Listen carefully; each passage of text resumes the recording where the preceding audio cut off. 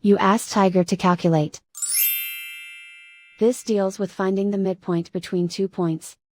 The midpoint between the 2 points is negative 6.58. Let's solve it step by step. Plot the 2 points and calculate the midpoint using the formula. The coordinates of point 1 are, x1 equals negative 9, y1 equals 8. The coordinates of point 2 are, x2 equals negative 4, y2 equals 8. PM represents the midpoint of the 2 points.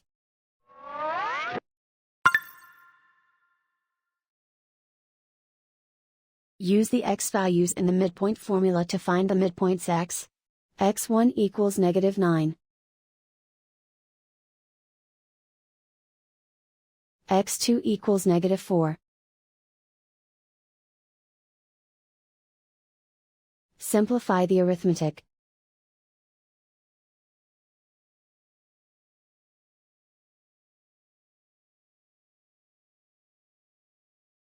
Use the y values in the midpoint formula to find the midpoints y. y1 equals 8.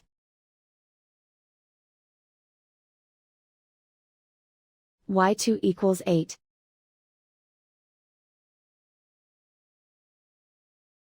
Simplify the arithmetic.